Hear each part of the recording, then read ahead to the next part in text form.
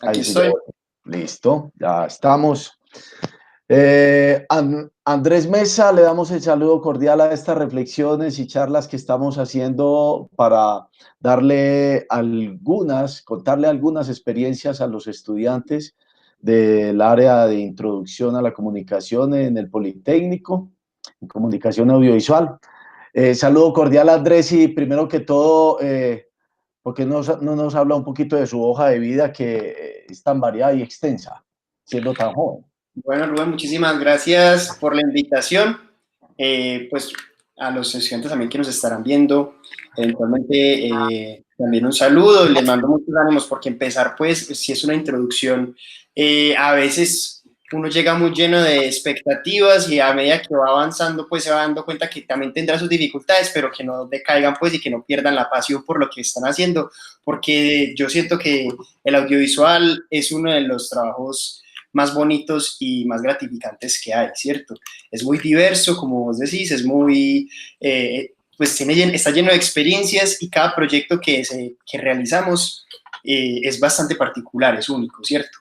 Pues yo me presento, mi nombre es David Andrés Mesa, estudié en el Centro de Investigación Cinematográfico de la Ciudad de Buenos Aires, y ahí me gradué como realizador de cine y televisión.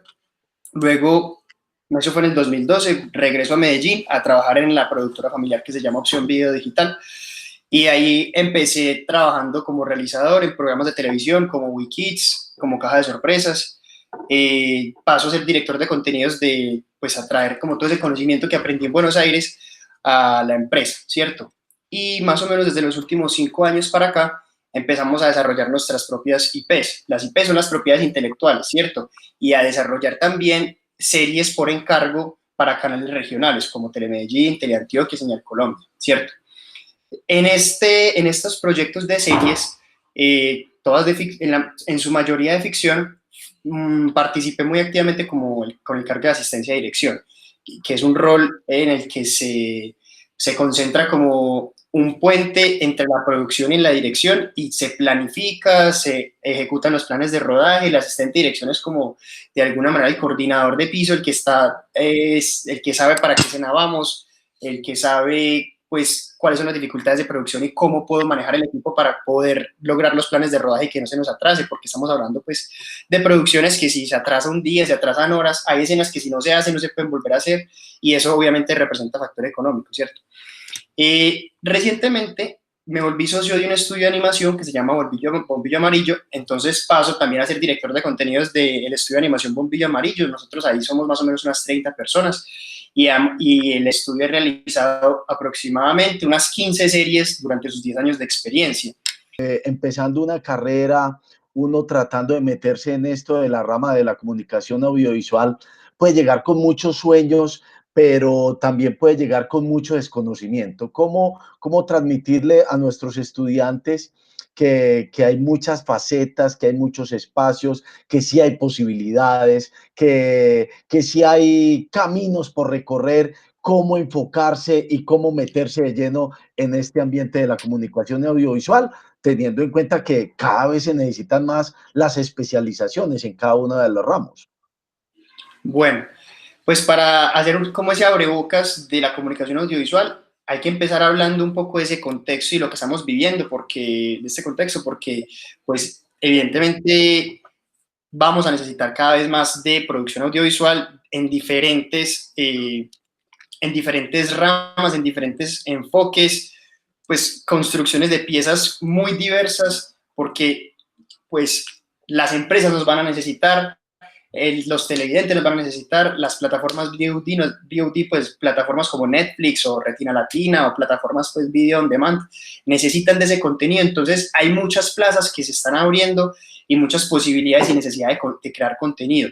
Entonces, primero que todo, tener la pasión, nunca, pues como, nunca desconcentrarse y como que perder esa chispa que todo el tiempo le está motivando a uno y fue por esa motivación pues que nos llevó a estudiar precisamente esto.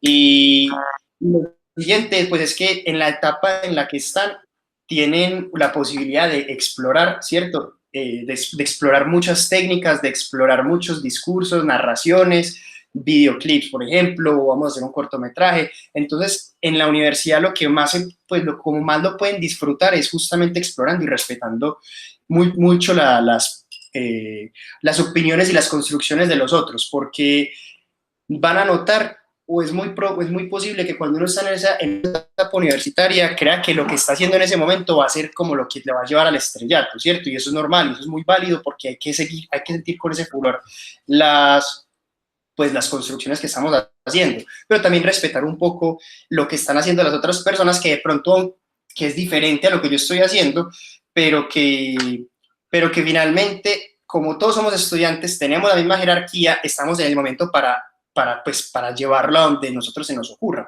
Cuando salgan de los estudios y los estén llamando a una producción, muy probablemente van a sentir el rigor de la jerarquía, van a sentir el rigor de las estructuras súper sólidas, que está el director, asistente de dirección, el segundo de dirección, productor, productor general, productor de línea, productor ejecutivo, asistente de producción, productor de campo. Entonces van a sentir que sus organigramas son demasiado verticales y pues a uno le dicen, tiene que ir a llevar este carro porque van a grabar la siguiente escena con eso, pues hay que hacerlo y no hay como mucha creatividad de por medio. Mientras que en la universidad, en esta instancia en la que están, se permite pues cualquier cosa, se permite soñar, se permite experimentar, ya sea en animación, en live action, en cualquier técnica o estilo o género que quieran abordar. Y para mí, pues esa sería como el primer consejo que les daría. Exploren, equivóquense, porque y si quieren ser directores o si quieren llegar como un rol en específico, desde el principio sepan un poco que hay que empezar desde abajo, ¿cierto? Como que hay que empezar cargando cables para ser un director de fotografía, hay que empezar pues escribiendo o hay que empezar como metiendo las manos desde el rol de tu departamento más abajo para empezar a hacer carrera y conocer en un panorama general hacia dónde te querés especializar, porque es muy raro, o eso pasa, pues la gente sale de la universidad diciendo yo soy director de arte, yo soy director de foto, listo, todo bien, pero no han pasado pues por la mayoría de departamentos que tiene pues los departamentos de foto, por ejemplo, no han pasado por la mayoría de cargos o no han hecho carrera, y eso obviamente va a llevarlos como a enfrentarse a críticas o a enfrentarse a un ambiente laboral que ya es más exigente, ¿cierto? Pero esa es mi recomendación, ¿cierto? Metan las manos desde abajo, agarren la cámara, prendanla, siéntanla. Cuando hablas de animación y de animadores, explicémosle Sí, a los estudiantes qué fase es del lenguaje audiovisual y de la comunicación audiovisual. ¿Qué es un animador y cuáles son las animaciones a las que ustedes están abocados ahora a trabajar? bueno, cuando yo me refiero a un animador, me refiero pues a una persona que es capaz de agarrar un elemento y darle un movimiento, ¿cierto? Eso es como la forma más básica. Nosotros tenemos varios procesos en la producción de animación, igual que en la producción audiovisual. Está la preproducción, la postproducción y la distribución, ¿cierto? Hay una etapa anterior que a veces se tiene en cuenta dependiendo de la característica del proyecto, que es el desarrollo, donde se concibe la idea, donde se crean los guiones y todo eso, pero muchas veces si, por ejemplo, es una empresa que nos viene a contratar a nosotros, o si, por ejemplo, es una licitación de un canal público que viene con la idea, esa etapa no se tiene tanto en cuenta. Pero entonces, para meternos más en lo que me preguntas de la animación, nosotros en la preproducción de la animación se construyen los universos, se construyen los personajes y se hace el rigging, que es como decir, ponerle huesos a los personajes, pues a los personajes digitales, ¿cierto? Eso no lo hace un animador. Pues lo puede hacer, normal, pero nosotros en el estudio tenemos especialistas en rigging y especialistas en el ilustrador, hace los personajes, los diseños, los fondos, los props, que son los elementos que ellos utilizan. El animador entra en la etapa de producción, ¿cierto? Producción pura y dura, que es agarrar esos muñecos y ponerlos a dar vueltas, ponerlos a correr, a estrellarse, a lo que tengan que hacer los muñecos. Y en la postproducción tampoco entran los animadores, a veces sí, pero nosotros tenemos editores que se encargan de poner los efectos, los movimientos de cámara y hacen la composición final. Agarran todas las escenas de los animadores y las juntan para poder sacar una cosa que se llama el string out, ¿cierto? Para no confundirlos mucho, entonces los animadores lo que hacen es la parte de esos huesitos que le pusieron, ponerlos a mover y eso es como lo que nosotros buscamos o lo que estamos normalmente, pues estamos tratando de crecer nuestro equipo, pero por dificultad, pues por por las dificultades y por las características tan particulares del contexto, no hay suficiente mano de obra en Medellín, pero bueno, cuando los hagan van a estar en un nivel superior. Por último, Andrés, y que se me queda una en el tintero ya para cerrar y dándote las gracias de antemano. Es que en esta conversación me queda como esa sensación de que muchos de pronto no conocemos la flor que se está abriendo en la ciudad y de pronto en el país frente a una proyección no solo nacional, sino internacional. ¿Me equivoco de pronto en esa percepción o qué? Bueno, pues les cuento que el audiovisual en Colombia está 90% en Bogotá, así para serles súper sincero. Se aglutina ya están los equipos más tesos, las personas más tesas del país, en fin, ¿cierto? La industria general está allá, pero últimamente Medellín empezó a generar unos bloques de empresas y empezó a mostrarse y atraer personas y atraer a otras empresas pues, que quieran producir acá en la ciudad, ¿cierto?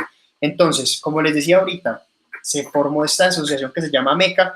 La Comisión Fílmica de Medellín ha venido incentivando mucho con la ley de cine, con los proyectos y con las exenciones de impuestos para que vengan películas extranjeras, como vieron, por ejemplo, Mi vecino Adolf se grabó el año pasado, ¿cierto? Vienen películas o presupuestos grandes para ver que produzcan acá y se utiliza mano de obra de acá. Obviamente a veces traen las cabezas de equipo, muy posiblemente vendrá de España o vendrá de algún otro lugar, pero esa transferencia de conocimiento es muy necesaria para nosotros también empezar a generar esa industria que necesitamos, ¿cierto?